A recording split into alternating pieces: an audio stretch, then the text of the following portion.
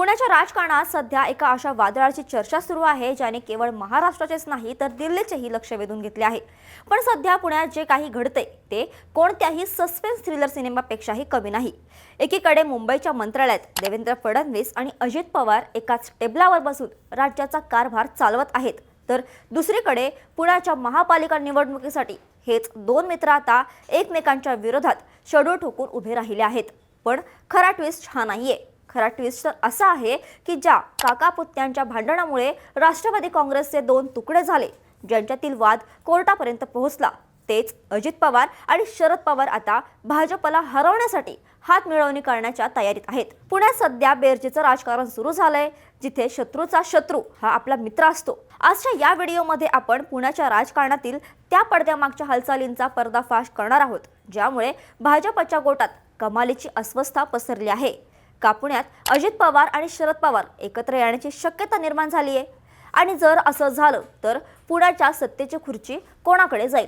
आजच्या या व्हिडिओमध्ये आपण पुण्याच्या राजकारणातील या इनसाइड स्टोरीचा सविस्तर उलगडा करणार आहोत। नमस्कार, मी मृदुला आणि तुम्ही पाहताय थोडक्यात। पुणे हे महाराष्ट्राचे सांस्कृतिक आणि विद्येचे माहेरघर आहे, पण राजकीय दृष्ट्या हे शहर अत्यंत महत्त्वाचे मानले जाते। या शहरावर ज्याची सत्ता असते त्याचा पश्चिम महाराष्ट्र आणि मध्य महाराष्ट्रावर वचक असतो। 2002 सालापासून पुण्यात राष्ट्रवादी काँग्रेसचा दबदबा होता। तब्बल 15 वर्ष या शहराची चावी राष्ट्रवादीच्या हातात होती। पण 2017च्या निवडणुकीत अचानक चित्र बदललं। मोदी लाटेचा परिणाम म्हणा किंवा भाजपची रणनीती, भाजपने पहिल्यांदाच पुण्यात एकहाती सत्ता मिळवली आणि राष्ट्रवादीला विरोधी बाकावर बसावं लागलं। आता पुन्हा निवडणुकांचे बिगुल वाजत आहे, पण परिस्थिती 2017 सारखी नाही। आज शिवसेना फुटली आहे, राष्ट्रवादीचे दोन तुकडे झाले आहेत, राजकीय समीकरणे पूर्णपणे विस्कळीत झाली आहेत। अशा वेळी अजित पवार यांनी पुण्यात बेरजेचं राजकारण सुरू केलं आहे। हे राजकारण काय आहे आणि भाजपला यामुळे घाम का सुटला असेल हे समजून घेणं खूप गरजेचं आहे। सध्याची सर्वात मोठी बातमी म्हणजे भाजप आणि राष्ट्रवादी अजित पवार गट यांच्यातील मैत्रीपूर्ण लढत। राज्याच्या राजकारणात मुख्यमंत्री देवेंद्र फडणवीस आणि उपमुख्यमंत्री अजित पवार सोबत आहेत। महायुती म्हणून ते सरकार चालवत आहेत, पण पुणे महानगरपालिका निवडणुकीत मात्र हे दोनही पक्ष समोरासमोर येण्याची चिन्ह आहेत। देवेंद्र फडणवीस यांनी स्पष्ट केलंय की भाजप आणि राष्ट्रवादी अजित पवार पुण्यात आमने-सामने असतील। आता प्रश्न पडतो की जर हे सत्तेत एकत्र आहेत तर पुण्यात का भांडणार? याचं साधं उत्तर आहे ताकद दाखवणं। अजित पवार यांना माहीत आहे की पुण्यात राष्ट्रवादीची मुळं खोलवर आहेत। जर ते भाजपसोबत युती करून लढले तर त्यांच्या वाट्याला जागा कमी येतील आणि भाजपचं वर्चस्व वाढेल। म्हणूनच त्यांनी आता स्वबळावर लढण्याची आणि गरज पडल्यास शरद पवार गटाला सोबत घेण्याची तयारी सुरू केली आहे। यालाच आपण भाजपला शह देण्यासाठी बेरजेचं राजकारण म्हणू शकतो। अजित पवार यांच्याकडे सध्या 31 माजी नगरसेवक आहेत, तर शरद पवार यांच्याकडे 10 माजी नगरसेवक आहेत। जर हे दोनही पवार एकत्र आले तर भाजपसाठी ही सर्वात मोठी धोक्याची घंटा असेल।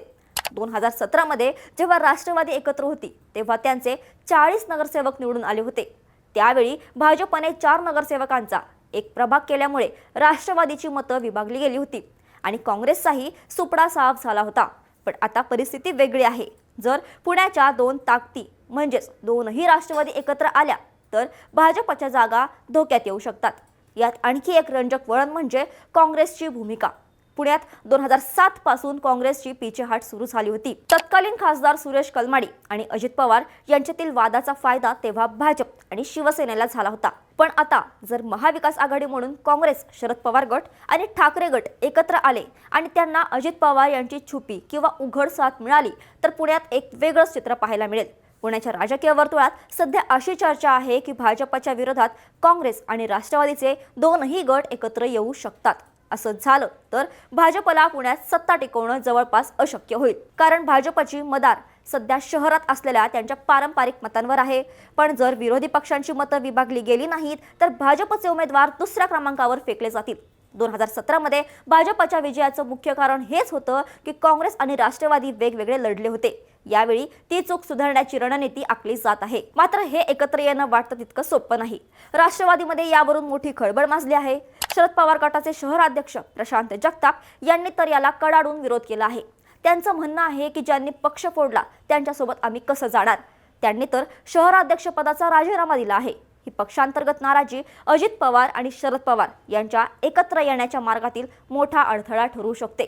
सुप्रिया सुळे आणि शशिकांत शिंदे हे ही परिस्थिती हाताळण्याचा प्रयत्न करत आहेत, पण कार्यकर्त्यांमध्ये मात्र मोठा गोंधळ आहे. आता आपण थोडं भाजपच्या बाजूने विचार करूया. भाजपकडे सध्या सत्ता आहे, ताकद आहे आणि त्यांच्यासोबत एकनाथ शिंदे यांची शिवसेना देखील आहे. पण पुण्यात शिंदे सेनेचा प्रभाव किती आहे? वस्तुस्थिती अशी आहे की पुण्यात शिंदे गटाची ताकद अत्यंत नगण्य आहे. त्यांच्याकडे असा कोणताही मोठा चेहरा किंवा तळागाळातील कार्यकर्त्यांचं जाळं नाही जे भाजपला मोठी मदत करू शकेल. त्यामुळे भाजपला पुण्यात खरी लढाई ही अजित पवारांच्या विरोधातच लढायची आहे. भाजपला भीती आहे की जर अजित पवार यांनी शरद पवारांशी हातमिळवणी केली तर त्यांच्या वाट्याची मराठा मतं आणि शहरातील मध्यमवर्गीय मतं पुन्हा पवारांकडे वळू शकतात. त्यातच जर काँग्रेसने आपली मुस्लिम आणि दलित वोट बँक शाबूत ठेवली तर हे समीकरण भाजपसाठी घातक ठरेल. अजित पवार हे प्रशासनावर पकड असलेले नेते मानले जातात. पुण्याचा विकास आणि मेट्रो सारखे प्रकल्प यात त्यांचा मोठा वाटा आहे. त्यामुळे शहरात त्यांना मानणारा एक मोठा वर्ग आहे. 2017 पर्यंत पुण्याविषयी बोललं जायचं की अजितदादा म्हणजे पुणे आणि पुणे म्हणजे अजितदादा. मागच्या निवडणुकीत काय झालं होतं हे पाहिलं तर आपल्याला आजचं गांभीर्य समजेल. 2017 मध्ये भाजपने पुण्यात तब्बल 100च्या आसपास जागा जिंकल्या होत्या.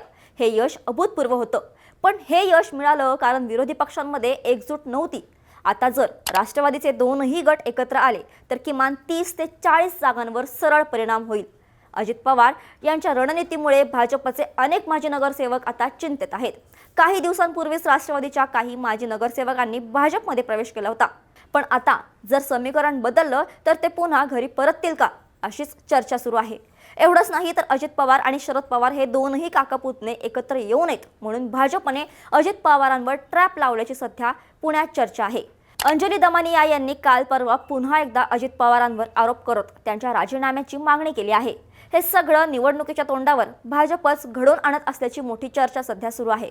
मित्रांनो, पुण्याच्या या राजकीय खेळात एक गोष्ट स्पष्ट आहे. इथे विचारसरणीपेक्षा सत्ता आणि अस्तित्व महत्त्वाचं ठरत आहे. भाजपला पुण्यात रोखणं म्हणजे महाराष्ट्राच्या राजकारणात पवारांचं वर्चस्व पुन्हा सिद्ध करणं. जर अजित पवार यात यशस्वी झाले तर त्यांचा राज्यात दबदबा वाढेल आणि जर भाजप पुन्हा निवडून आली तर पुण्यातून राष्ट्रवादीचं अस्तित्व धोक्यात येऊ शकतं. तुम्हाला काय वाटतं? पुण्याच्या विकासासाठी आणि राजकीय स्थैर्यासाठी दोनही राष्ट्रवादी एकत्र येणे योग्य आहे का? की यामुळे मतदारांचा विश्वासघात होईल? भाजपला हरवण्यासाठी काँग्रेस आणि पवारांनी एकत्र येणं ही काळाची गरज आहे का? तुमच्या प्रतिक्रिया खाली कमेंट्समध्ये नक्की कळवा. हा व्हिडिओ आवडला असेल तर लाईक करा आणि महाराष्ट्राच्या राजकारणातील अशाच सखोल विश्लेषणासाठी थोडक्यातला फॉलो आणि सबस्क्राईब करायला विसरू नका.